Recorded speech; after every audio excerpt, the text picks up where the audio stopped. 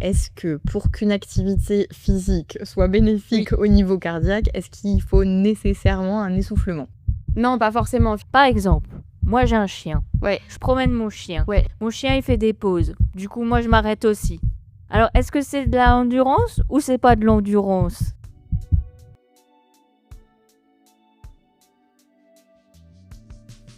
Bienvenue sur Cœur battant, le podcast qui fait battre le cœur de ceux qui vivent, De près ou de loin, avec les pathologies cardiaques. Nous sommes Mylène, Et Fanny, deux sœurs unies par une histoire extraordinaire. L'une a soutenu, l'autre a survécu grâce à une greffe du cœur. Dans chaque épisode, nous vous invitons à plonger dans des récits authentiques et émouvants, à rencontrer ceux qui ont traversé des épreuves et ceux qui les accompagnent, le tout éclairé par les avis précieux de professionnels de la santé. Notre mission ?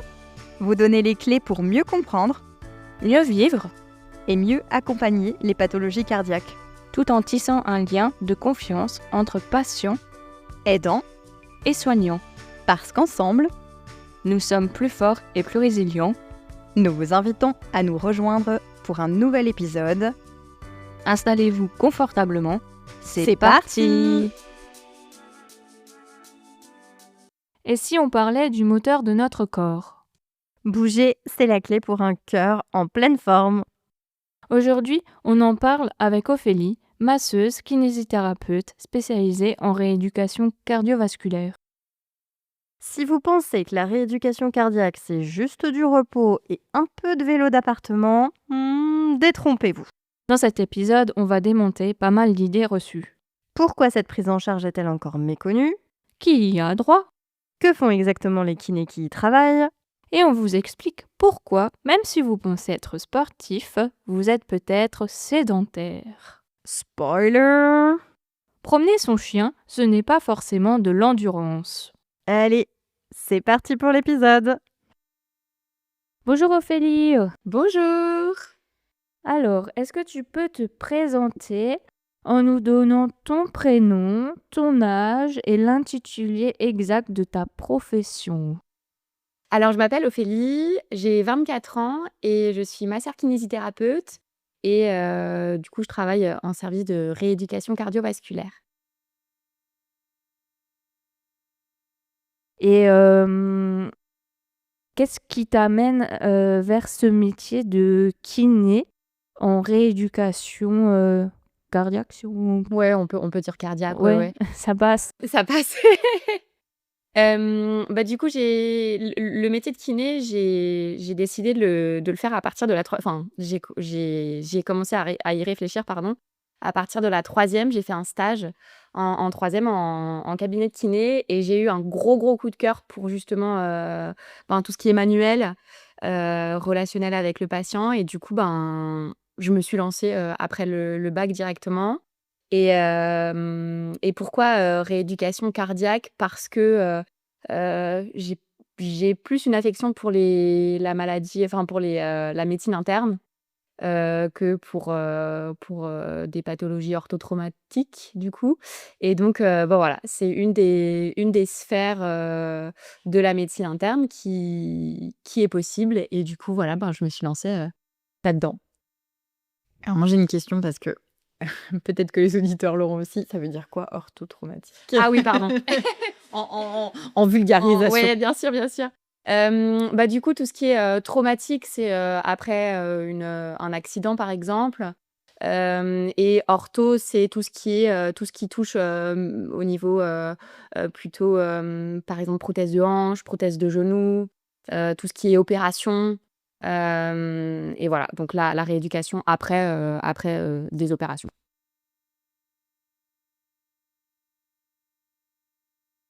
Pour n'avoir jamais mis les pieds dans un service de rééducation cardiaque, est-ce que tu peux nous dire de qui est composée ton équipe de soins dans le service de rééducation cardiaque? Ouais. On va dire globalement qui s'y trouve.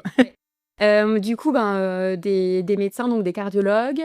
Ensuite, on a l'équipe de rééducation, donc qui est constituée de kinés, d'APA, donc c'est des éducateurs d'activité physique adaptée. C'est comme un petit peu pour faire très court, mais c'est un prof de sport, on va dire, adapté à la pathologie. C'est constitué aussi de psychologues, de tabacologues, ergothérapeutes s'il y a nécessité, secrétaire.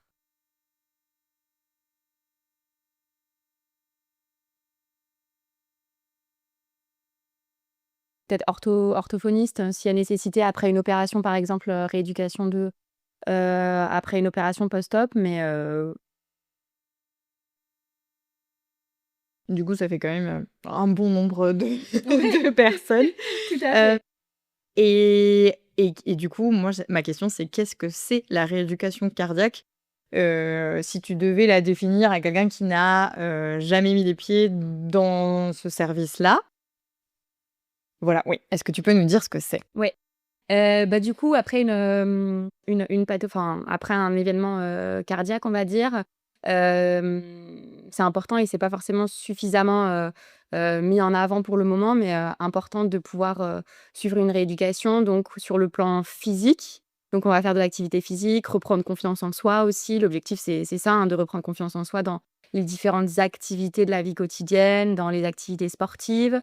Il y a aussi un côté, psychologique du coup, accompagnement dans les émotions, dans ce qui est tout à fait normal après une problématique cardiaque.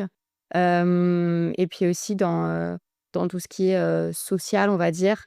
Hem, Parfois on a tendance à ne plus être, suffisamment, dans la société ou à avoir ce manque-là. Ben, du coup, de pouvoir aussi, discuter au niveau, profession. Est-ce qu'il y a nécessité d'accompagner au niveau de la profession et cetera? Donc voilà, c'est un ensemble de sujets qu'on va dire, on va accompagner le patient sur un certain nombre de sujets, dont physique, psychologique et social. On peut dire ça.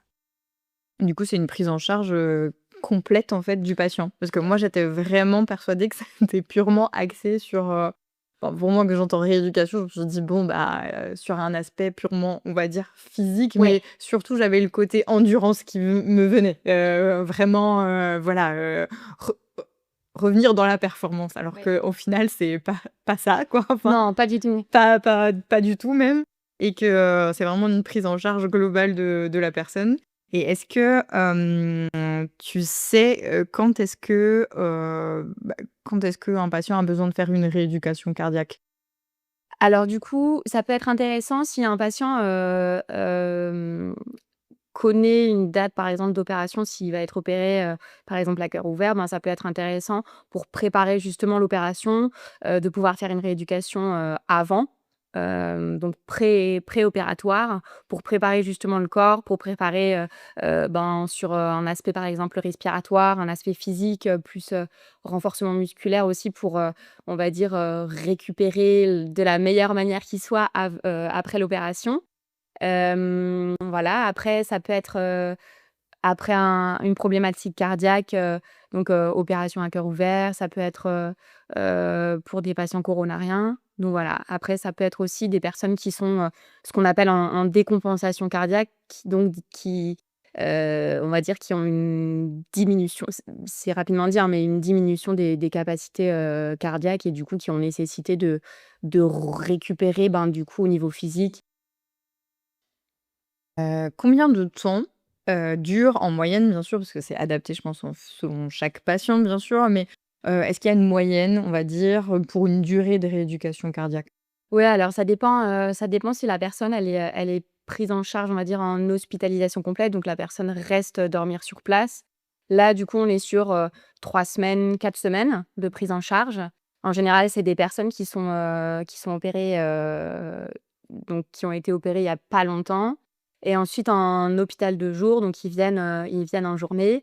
C'est sur, 8 semaines en général et on réadapte en fonction des nécessités, s'il y a besoin si la personne se sent bien et que les différents points ont été, discutés et que la personne elle est, on va dire autonome et confiante, ben, on peut raccourcir la rééducation et sinon s'il y a nécessité, on peut, tout à fait la prolonger, on va dire. Et Ophélie, comment le patient peut, en fait, se rendre, chez vous? C'est lui qui vient chez vous comme ça ou est-ce qu'il y a une prescription en amont ou c'est le médecin qui décide, peut-être soit même, le médecin traitant, le cardiologue ou le chirurgien, je ne sais pas. Est-ce que tu pourrais nous expliquer? Oui. Alors, du coup, en général, il y a toujours une prescription avant. C'est, le médecin traitant, le cardio ou le chir qui fait une demande justement. Après, tous les cardiologues ne font pas forcément de prescription ou enfin, tous les médecins ne font pas forcément de prescription pour la rééducation parce qu'ils ont pas forcément connaissance, de ce qu'on fait justement. Donc, mais en tout cas, c'est toujours, par l'intermédiaire, pardon, d'une prescription médicale. Et comment est-ce qu'on pourrait faire, justement plus connaître, cette rééducation auprès des, peut-être plutôt des médecins traitants qui sont, comment dire? Moins informés à ce Ouais, niveau-là ou ouais. justement parce que c'est des médecins traitants, ils ont en fait, en fin de compte, toutes les pathologies d'un coup et ils ont pas peut-être toutes les informations qu'il faut et comment est-ce qu'on pourrait les informer de cette, disposition qu'il y a pour les patients qui vivent, justement des pathologies lourdes? Bah, je pense que ce serait intéressant du coup au moment de leurs études qu'ils aient justement on va dire un cours sur ça et qu'ils puissent vraiment être informés sur ce qui existe. Mais on va dire dans toutes les pathologies, c'est la même chose, mais là, spécifiquement dans la pathologie cardiovasculaire, ce serait hyper intéressant qu'ils soient informés en fait, dès leur début. Et puis aussi qu'ils puissent, connaître quelles structures peuvent accueillir, les différents patients. Mais après ça on parle du médecin traitant, mais c'est aussi du chir, c'est aussi de, de des cardiologues, pardon. Et du coup, ce serait aussi très intéressant que les cardiologues puissent venir voir ou que les médecins en général puissent venir voir, ce qu'on fait réellement. Parce que finalement, ils nous envoient des personnes, mais souvent on a des patients qui viennent et qui disent: «Ah ben, je viens en cure». Alors que finalement, c'est pas du tout ça. Nous, on n'aime pas du tout le mot cure. Mais voilà, du coup, voilà, qu'ils puissent, connaître, qu'on puisse les informer peut-être, nous par notre intermédiaire, qu'on puisse, faire un travail, alors un gros travail on va dire de donner l'info, aussi de notre côté, quoi. Et du coup, ton métier à toi qui est, kiné dans le domaine, cardiaque, en quoi ça consiste, vraiment ce que tu fais dans la journée? Par exemple, si tu peux nous donner un exemple d'une journée type, peut-être? Bah, par exemple, en hôpital de jour, du coup, on accueille, des patients sur la demi-journée et donc la demi-journée, en général, elle est compartimentée en 3 activités. Activité physique et puis aussi après on propose, des temps d'échange sur, différents sujets, qui peuvent intéresser du coup les différents patients sur la pathologie cardiovasculaire. C'est assez vaste, hein, ça peut aller de l'anatomie du cœur à, un topo sur le stress, par exemple, qui est un facteur de risque de la pathologie cardiovasculaire. Nous, en tant que kiné, quel est les rôles qu'on peut avoir, réellement? C'est, par exemple, spécifiquement sur, des problématiques respiratoires suite à une problématique, cardiaque. Ça peut arriver. Donc on va les orienter, sur des exercices, revoir les exercices, qu'ils ont pu avoir ou leur donner de nouveaux exercices.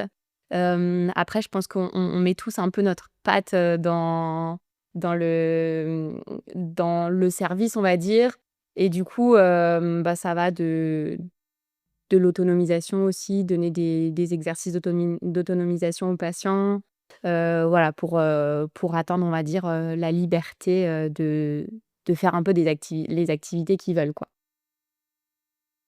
Quelles sont les formations, je pense, complémentaires que tu as faites après ton diplôme, officiel de kinésithérapeute?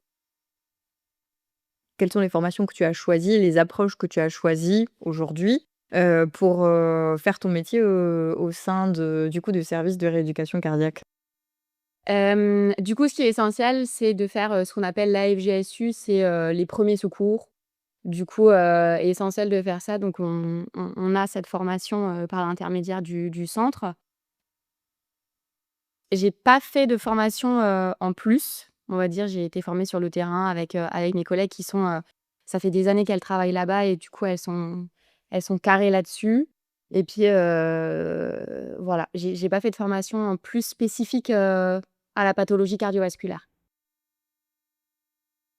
Et je pense que cette formation justement au premier secours, c'est au cas où s'il arrive quelque chose. Et est-ce que vous avez déjà eu besoin justement, à avoir recours à cette formation? Est-ce que vous avez déjà eu des patients qui ont, ben, fait une récidive, je type, arrêt cardiaque pendant un exercice? Alors moi, depuis que je travaille, au centre, j'ai eu la chance, on va dire, de pas, avoir eu de problématiques, on va dire, graves avec, enfin graves, voilà, suite à la pathologie cardiovasculaire. Donc moi, j'ai eu de la chance de pas avoir, nécessité, d'utiliser les informations que j'avais eues, enfin les données que j'avais eues, lors de cette formation. Après j'ai des collègues effectivement qui ont eu recours à, bah, à des gestes de premier secours. Mais moi j'ai pas eu nécessité pour le moment. Quel est l'objectif que tu poses en tant que kiné quand une personne vient en rééducation cardiaque? Ouais. Alors du coup, il faut savoir que, il y a des objectifs, qu'on appelle thérapeutiques. Donc nous, en fonction de notre discussion avec le patient, si on voit des choses, spécifiques à travailler, on pourra le noter, dans notre bilan. Après, il faut savoir que l'objectif, il est pas du tout déterminé par nous. C'est-à-dire, en fonction du bilan qu'on fait avec le patient et cetera, de nos discussions qu'on a, ben, c'est le patient, en fait, qui va décider de ce vers quoi il veut tendre et donc les objectifs en accord avec nous parce que, une personne qui marche pas depuis 3 mois, si elle veut marcher, 15 kilomètres en une semaine, ben, c'est pas possible, quoi. Donc il faut que les objectifs soient réalisables, mais enfin dans un temps défini, on va dire.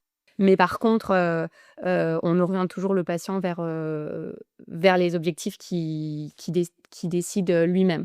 Donc les objectifs principaux qu'on peut, donner, c'est, ben, reprendre confiance en soi. Ça peut être le plus gros objectif, on va dire.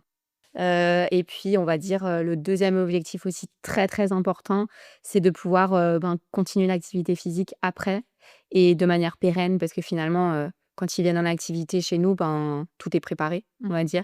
Et donc le plus difficile, c'est de pouvoir continuer ensuite, ben, sur du long terme, quoi.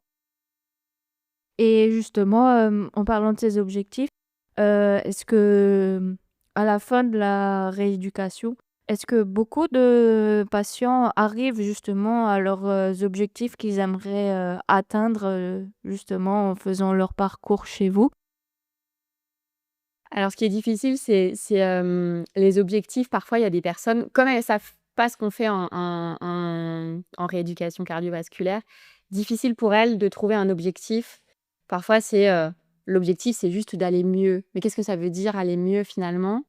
Donc en 1er lieu, avant de la rééducation, il faut vraiment qu'on se concentre sur ces objectifs et un petit peu plus être, pointilleux et essayer de trouver réellement, même si pour la personne, ça a l'air, pas forcément, un énorme objectif. On essaye quand même d'avoir des objectifs clairs et précis et en général, on arrive effectivement à très souvent même, on arrive à atteindre ces objectifs, pendant la prise en charge.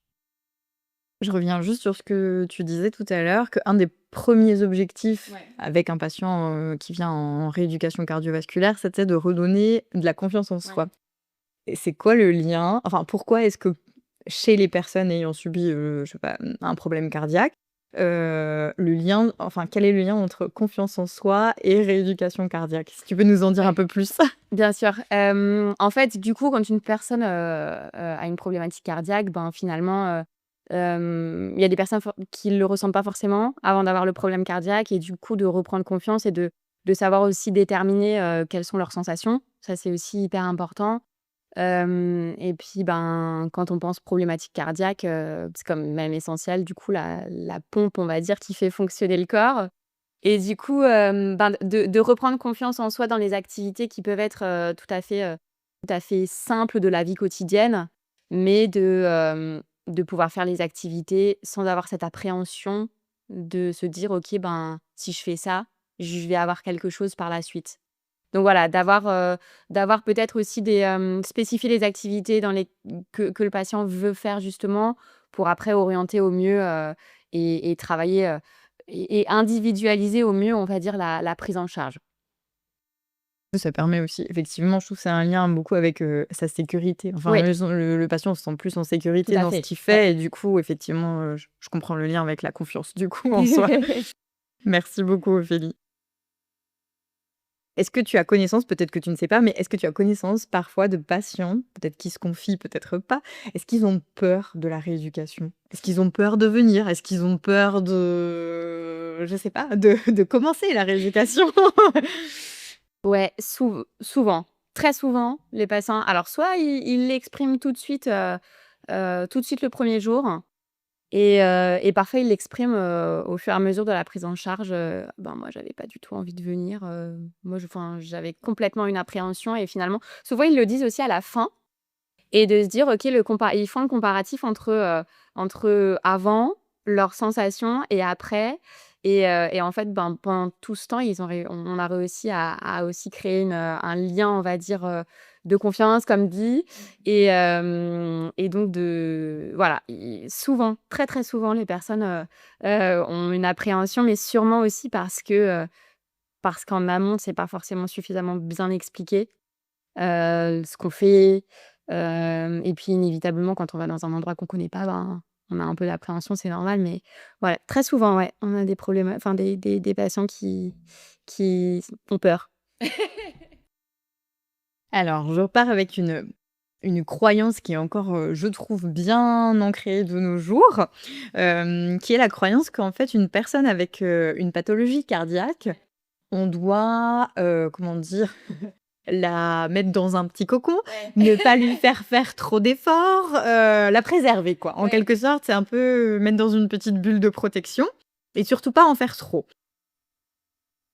Et j'aimerais savoir, comment déjà on peut du coup un petit peu, détruire un petit peu cette fausse croyance et en quoi l'activité physique est-elle conseillée pour les personnes ayant eu un accident cardiovasculaire ou du moins une pathologie cardiaque? Alors pour beaucoup de patients, du coup, ils ont ce qu'on appelle des facteurs de risque. Du coup, c'est des caractéristiques qui augmentent la probabilité qu'ils aient une problématique cardiaque. Donc ça peut être, l'inactivité physique justement, ça va être, trop de cholestérol, de l'hypertension artérielle, du diabète et cetera. Donc plein de facteurs de risque, qui sont, du coup mis ensemble et donc du coup, en fait, tous ces facteurs de risque, pour les limiter, ben, il y a certaines choses, qu'on peut leur proposer justement et donc l'activité physique est une de ces choses-là.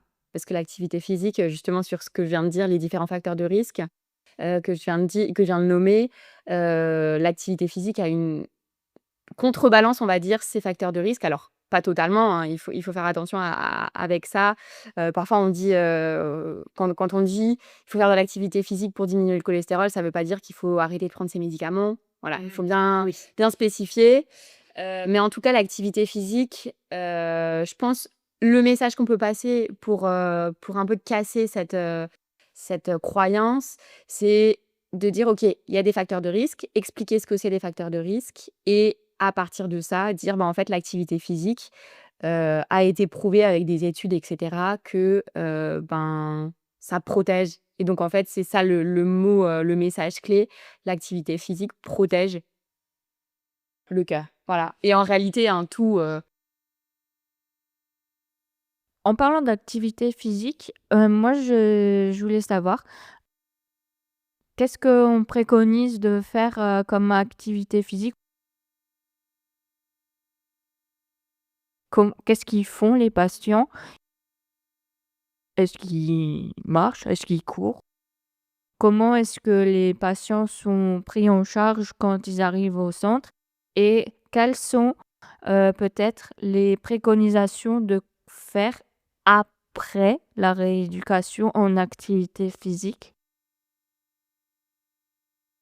du coup du coup, Pour un peu expliquer le déroulement, quand le patient arrive, on va dire à la préadmission, donc la première fois qu'il vient, il sera vu par l'infirmière pour, un entretien, par le médecin et donc le médecin fera un entretien, une échographie cardiaque, un ECG du coup, un test d'effort, justement pour voir, les capacités, à J1 on va dire et ensuite nous en tant que kiné ou que rééducateur, donc kiné ou APA, EAPA, on fait un bilan avec le patient et justement à ce moment-là, on parle de ces fameux objectifs, à mettre en place, avec le patient et donc à partir de là, va découler justement les différentes activités qu'on va faire. Alors il y a un gros tronc commun, pardon, de marche par exemple. On a la chance d'avoir un parc,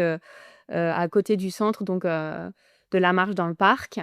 On fait aussi du vélo donc ces 2 activités, c'est considéré comme de l'activité d'endurance parce qu'on fait, cette activité plus d'une demi-heure.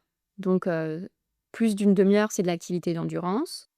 On leur propose aussi du coup du renforcement musculaire, des séances de gym assez variées pour que, le patient puisse piocher dans ses différentes gyms et en fonction de ses affections, enfin de ses préférences, ouais. On peut, le patient puisse choisir à la fin de la prise en charge et donc à la fin de la prise en charge, on refait tout le bilan qu'on a fait au début de la prise en charge pour avoir un avant-après. Et donc ce qu'on pourrait dire, le message qu'on pourrait passer, pour l'activité après, la prise en charge, ce serait de faire de l'activité physique d'endurance, donc des activités plus d'une demi-heure, de manière modérée. Donc de manière modérée, ce serait, il faut toujours bien écouter, nos sensations et cetera, quand on fait de l'activité physique. Donc ce serait, focalisé sur, par exemple, ça pourrait être focalisé sur, l'essoufflement. Le dosage de l'essoufflement, donc sur une échelle de 0 à 10. 0, on n'est pas du tout essoufflé et 10, on est très, très essoufflé. Il faudrait être entre 6 et 7. Donc c'est déjà un bon essoufflement, et se rappeler aussi qu'on est tous différents et que, on peut pas se comparer aux autres et donc on fait en fonction de nous et pas en fonction des autres. Une petite question concernant l'essoufflement. Est-ce que pour qu'une activité physique soit bénéfique au niveau cardiaque, est-ce qu'il faut nécessairement un essoufflement? Non, pas forcément finalement, l'objectif du coup dans l'endurance, ça va être enfin nous ce qu'on explique, à nos patients, c'est de faire de l'activité physique modérée. Donc on utilise ce critère-là d'essoufflement, mais on va dire, si on fait même une activité, sans forcément de l'essoufflement, on va sortir de l'inactivité physique et de la sédentarité et donc c'est ça aussi qu'on combat. L'inactivité physique et la sédentarité, c'est pas du tout la même chose finalement. La sédentarité, c'est, de rester assis pendant 8 heures par jour, par exemple et de rien faire, c'est-à-dire si on reste 8 heures assis pendant la journée et qu'on fait 1 heure et demie de sport le soir, on est quand même considéré comme sédentaire. Parce que du coup, ça va être la durée assis la journée et donc en fait, même si on fait de l'activité physique le soir, ben, on est considéré quand même comme sédentaire pendant la journée. C'est là qu'on se rend compte que quand on travaille toute la journée assis et qu'on va juste une demi-heure ou 1 heure au sport le soir, peut-être qu'on est considéré comme sédentaire. Exactement. En fait, c'est ça, hein, on est considéré comme sédentaire finalement. On fait quand même de l'activité physique, on peut dire qu'on est sportif Ouais. finalement, mais on est sédentaire. Intéressant. À réfléchir du coup. On va prendre, un exemple avec un patient qui est, par exemple, en hospitalisation complète. Combien de temps est-ce que toi, tu vois ce patient-là, on va dire quotidiennement? Du coup, en hospitalisation complète, on est sur la même base d'exercice, donc 3 activités dans la journée, mais éparpillées dans la journée. Donc, de la gym, de la marche, du vélo, sur les mêmes bases, on va dire, que de l'hospitalisation, de jour et en plus, en fonction des objectifs qu'on a établis, s'il a nécessité d'être vu, en dehors, en individuel, ben, il est vu aussi en individuel. Donc on va dire sur une durée, on pourrait dire, à peu près, 3 heures dans la journée. Et quand ils sont du coup en hospitalisation de jour, Ouais. ils viennent enfin, combien de temps est-ce qu'ils sont présents du coup au centre et combien de temps est-ce que toi tu leur accordes en fait sur le moment où ils sont présents? Alors du coup, on est toujours avec eux, en tout cas dans notre fonctionnement, au centre. Ils viennent du coup sur la matinée, donc on va dire à peu près de 8h30 à 11h45. Donc sur cette plage horaire, ils sont, on va dire le matin, hein, ils sont là et donc en général, au minimum, on est, 2 heures avec eux en fonction du troisième temps du coup, bah, si c'est nous qui le faisons, bah, on est avec eux toute la matinée et puis sinon, au minimum, on est 2 heures à peu près avec eux. Et est-ce que, c'est en groupe ou est-ce que c'est individuel en hospitalisation complète et en hôpital de jour? Donc du coup, pour les 2, c'est du groupe, mais on essaye au mieux, on va dire, d'individualiser, la prise en charge en fonction de ces fameux objectifs et d'ailleurs, j'ai oublié de répondre à une de tes questions, Fanny. Pour certaines personnes, par exemple, qui souhaitent reprendre la course, après la problématique cardiaque, bah, on peut aussi les faire courir. Du coup, on a un tapis de course et donc on y va progressivement, pareil, hein, comme tout le monde, on va dire. Mais on peut orienter vers la reprise de course. C'est aussi une des activités qu'on propose, en fonction des objectifs. Donc c'est que du collectif et s'il y a nécessité de voir un individuel, bah, on voit un individuel. Mais un hôpital de jour, on n'a pas, on va dire, suffisamment le temps de voir, régulièrement en individuel, mais s'il y a nécessité, vraiment, on prend le temps. Et est-ce que tu aurais des conseils, peut-être 3 conseils, génériques, simples à transmettre à nos auditeurs ou auditrices afin de prendre soin de leur santé cardiaque? Ou même, tout simplement si on est une personne lambda sans problème, mais justement pour entretenir, sans oublier que le cœur, c'est un muscle. Totalement. 1er conseil, ça rejoint un peu ce que j'avais dit avant. 1er conseil, faire de l'activité physique. L'activité physique, comme on l'a dit avant, c'est protecteur, en fait, de de plein de pathologies. Du coup, faire de l'activité physique de manière régulière, de manière, on va dire, comment dire? Protégée, enfin sécurisée, de pas y aller, comme un fou, et de pas écouter, on va dire, ses sensations, de faire de l'activité physique régulière. De réussir au mieux, je dis bien, à gérer son stress. Parce que finalement, le stress est un des gros, gros facteurs de risque qui est de plus en plus expliqué, on va dire, dans le quotidien, que ce soit dans la pathologie cardiovasculaire ou dans plein d'autres pathologies. Donc de réussir à trouver des techniques, et là, on est aussi là pour ça, nous, en tant que rééducateurs, de pouvoir, orienter vers, différents types de techniques, on va dire, que ce soit de la relaxation, du yoga, enfin voilà, il y a plein de possibilités et troisième conseil, prendre confiance en soi, on va dire au mieux et de pouvoir faire, alors c'est un gros, gros travail, mais d'être accompagné aussi pour prendre confiance en soi. Je pense que c'est important et de pouvoir, apprécier, les petites victoires. Ah bah, merci pour tous ces conseils et je voulais juste savoir, par curiosité, est-ce qu'il y a plus d'hommes ou de femmes, qui viennent du coup au centre? Alors il y a beaucoup d'hommes, plus d'hommes en tout cas, mais malheureusement de plus en plus de femmes aussi parce que les femmes du coup, commencent à avoir la qualité de vie, on va dire, des hommes et pour le coup, très bien, hein, enfin dans certains points de vue, donc activités, professionnelles, avec tout ce qu'il y a autour dans la vie familiale et cetera. Donc ouais, on a de plus en plus de femmes et de plus en plus de femmes jeunes Parce qu'il faut savoir, en fait, jusqu'à la ménopause, on est plus protégé en tant que femme grâce aux hormones. Et donc, après la ménopause, il y a de plus en plus de femmes, on va dire. Enfin, on a plus de risques d'avoir des problématiques cardiaques. Et en fait, actuellement, on a de plus en plus de femmes jeunes avant la ménopause. Je retiens du coup le premier conseil que tu donnais, qui était de faire une activité physique régulière, mais tout en sécurité, donc adaptée à ses capacités, on Tout va à dire. fait.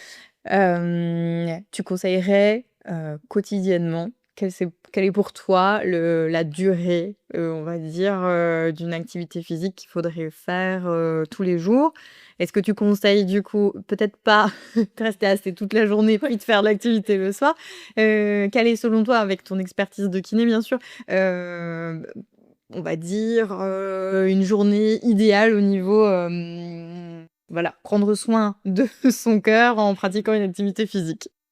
Bah, du coup, je dirais, après ça dépend, ça je l'ai pas dit non plus, mais l'activité physique, c'est important que le patient la choisisse. C'est-à-dire, s'il aime pas faire de vélo, ça sert à rien qu'il fasse du vélo à la maison, hein. Parce que sinon finalement, il continuera pas l'activité physique, on va dire sur du long terme. Donc, je pense, 1/2 heure d'activité physique par jour, ce serait très intéressant. D'endurance, par exemple de la marche, tout simple. Et donc du coup, si les personnes, enfin toutes les personnes, que ce soit les personnes qui travaillent ou des personnes retraitées, de rester, on va dire, actifs et par exemple, si on travaille, à un bureau, ben, par exemple, de changer un petit peu la manière d'être à son bureau. Est-ce que, le bureau peut se monter, par exemple, et donc être un peu plus debout ou de pouvoir faire une pause de 5 minutes, de marcher, dans le couloir et pour justement, mettre en mouvement son corps et casser cette sédentarité. Moi, j'avais, du coup, l'endurance. Peut-être qu'il y a des gens qui ne savent pas ce que c'est, mais par exemple, moi, j'ai un chien. Ouais, Je promène mon chien. ouais. Mon chien, il fait des pauses. Du coup, moi, je m'arrête aussi. Alors, est-ce que c'est de l'endurance ou c'est pas de l'endurance? Très, très bonne question. Alors, en fait, c'est pas considéré comme de l'endurance parce que finalement, tu fais des pauses et donc l'endurance, quand nous, on parle d'endurance, c'est faire une activité physique continue Mmh. pendant plus de 30 minutes. Donc effectivement, là, on n'est pas dans l'endurance. Mais c'est vrai que c'est aussi, une idée reçue: «Ah bah non, mais moi je promène mon chien, c'est un petit chien, un chihuahua, du coup il s'arrête», enfin je fais je fais une caricature, mais mais effectivement s'il s'arrête, tous les 30 mètres, on n'est pas du tout dans l'endurance. Très bonne question. Et quel serait le message ou les valeurs que tu souhaites partager aujourd'hui à travers ton témoignage? De pouvoir, en tant que patient, de pouvoir poser les questions que vous avez, toutes les questions, aucune question n'est idiote. Parfois, nous en tant que professionnels de santé, nous on en voit plusieurs, enfin on voit plein de monde et donc du coup, ça pourrait paraître idiot les questions, mais posez toutes les questions que vous voulez. En rééducation, pardon, on n'est pas, on s'adapte à chacun et donc du coup, j'espère que tout ce dont on a pu discuter aujourd'hui et avec tout le podcast que vous faites, ben, de pouvoir, encourager les gens à aller à la rééducation avec un peu plus de, comment dire? Alors, d'enthousiasme, il y a des personnes qui sont avec enthousiasme, mais moins de peur, en fait, finalement. Donc voilà. Moins d'appréhension et de se dire qu'on adaptera toujours en fonction de la personne. Et n'hésitez pas aussi à exprimer vos sentiments et tout, vos sensations parce que, on est là pour, vous accompagner dans tout, on va dire. Effectivement, il faut aller à la rééducation quand on peut. C'est vrai. Ça fait du bien. Qu'est-ce que on peut te souhaiter pour la suite, Ophélie? Est-ce que tu as des projets? Bah, ouais, j'ai des projets, ouais, ouais, j'ai des projets, là, je suis en train de faire une formation en urogynéco, donc c'est, tout ce qui est dans la sphère urologie, donc problématiques, de vessie et cetera. Et gynéco, du coup, toute la sphère, périnéale et du coup, donc je fais une formation là-dessus et donc j'aimerais bien m'installer, alors pas tout de suite, hein, j'attends de finir la formation et de pouvoir travailler justement cette sphère aussi qui est aussi hyper importante dans la problématique cardiaque. On n'y pense pas forcément tout le temps, mais tout est relié dans notre corps et donc on a tendance à se focaliser sur la problématique en elle-même et de pas voir tout. Donc de penser à bien visualiser tout le corps. En tout cas, merci. J'ai encore une question du coup, parce que moi je ne vois pas le lien. Le lien après. Oui, c'est Entre, sûr que. entre la sphère du coup, enfin périnée, Ouais. enfin du coup vessie, tout ça. Est-ce que tu veux nous en dire Ouais, plus? ouais, Même si t'as ouais. pas terminé ta formation, c'est dans les grandes lignes, Oui. toujours. Avec grand plaisir. Du coup, en fait, tout notre corps est, on va dire, tout notre corps, tout est relié, pardon. Et donc, au niveau cardiaque, donc on a le cœur ici, on a le diaphragme, et juste en dessous, on a tout ce qui est abdominal avec le périnée. Et du coup, si une de ces structures-là, que ce soit le diaphragme, le périnée, le cœur finalement qui est posé sur le diaphragme, tout ce qui est aussi abdomen, dos, tout ça, si tout ça est, on va dire, si dans une de ces parties-là, il y a une problématique, ça peut alors je dis pas que s'il y a une problématique de périnée, ça va engendrer, des problématiques cardiaques, hein, c'est pas du tout ça que je veux transmettre. Mais, de se dire: «OK, s'il y a une problématique au niveau du diaphragme, peut-être que ça peut affecter au niveau de la sphère, périnéale et donc de faire un travail, plus de fond sur le diaphragme, le périnée et cetera. Et il faut aussi penser, ça c'est aussi un point, essentiel qui est encore très, très tabou, tout ce qui est, sexologie aussi. C'est aussi dans la sphère, il y a aussi, la sphère dans la sexologie et des personnes qui ont des problématiques cardiaques peuvent avoir des problématiques, de sexualité et donc d'y penser aussi, de se dire, on est là aussi pour ça. En plus de tout ce dont j'ai parlé avant, on n'en parle pas trop. Je veux dire, c'est super tabou. Enfin, je veux Hyper dire, tabou. hyper tabou encore aujourd'hui. Ouais. Peut-être d'autant plus du coup pour les personnes d'une tranche d'âge peut-être un peu Oui, plus élevée parce que je ouais, pense qu'il y a une pudeur tout à fait. et une retenue. Peut-être qu'avec des personnes un peu plus jeunes, ça commence quand même un petit peu à à se démocratiser de pouvoir en parler plus librement. Donc j'imagine bien. Mais c'est super intéressant, je ne connaissais pas non plus le lien entre les deux. En fait, les personnes justement, plus âgées, en fait, elles ont pas cette éducation qu'on et je pense que nous, on n'a pas encore, cette éducation-là, que ça fait partie de nous, finalement, que c'est, que notre périnée, c'est, comme notre cœur, finalement. Enfin, c'est une partie de nous, c'est comme notre nez, comme notre bouche, enfin, peu importe, mais et de se dire, c'est de banaliser, en fait, cette sphère et de parler avec, les bons termes. De se dire: «OK, c'est le périnée, c'est la vulve», enfin voilà, des trucs qui sont encore hyper tabous et qui sont essentiels, heu, dans l'éducation, on va dire, de base. J'en profite pour rappeler que ce ne sont pas que les femmes qui ont un périnée. Oui! Tout à fait! Donc tout le monde est concerné par Tout le cette monde, question. ouais, tout le monde est Les concerné. hommes comme les femmes. Tout à fait. Et juste pour revenir à la sexualité dans la pathologie cardiovasculaire, il peut y avoir des problématiques parce que, alors soit à cause des médicaments qui peuvent engendrer des problématiques, peu importe dans la libido, dans l'excitation et cetera, et aussi une appréhension finalement à se dire: «OK, est-ce que je peux? Est-ce que», enfin voilà. Ouais. Parce que, ça peut être considéré comme une activité physique et du coup, cette appréhension dont on parlait avant de faire de l'activité physique peut aussi se retranscrire, dans ce domaine-là, quoi. Merci beaucoup, c'est super intéressant. Oui, merci Ophélie. Merci à vous. Et on te souhaite beaucoup de réussite et de bonheur dans la suite de ton parcours. Et merci d'avoir échangé sur ces sujets. Et j'en profite du coup, comme message final, pour rappeler que en rééducation cardiaque, vous n'allez pas simplement remuscler le cœur, mais qu'on non. touche à tous les domaines. J'ai l'impression qu'on est sur un packaging complet de la personne. Donc, si vous hésitez ou si vous sentez que peut-être ça peut être une bonne idée pour vous, et ben, regardez si autour de chez vous ou parlez-en à votre médecin pour savoir s'il y a possibilité ou pas d'entamer une rééducation cardiaque qui ne va pas simplement que faire du bien à votre cœur. Tout à fait. En tout cas, merci, et merci pour ce que vous faites les filles, c'est génial et prenez soin de vous, Merci. que ce soit vous, que ce soit les auditeurs et prenez soin de votre corps en général, de votre cœur et faites-vous confiance. Merci Ophélie. Merci les filles. Merci Ophélie pour cette plongée passionnante au cœur de la rééducation cardiovasculaire. Grâce à toi, on comprend mieux pourquoi bouger est essentiel.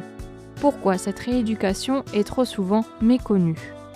Et surtout, pourquoi il est temps d'arrêter de croire que c'est une simple cure. On espère que cet épisode vous aura donné envie de prendre soin de votre cœur au quotidien.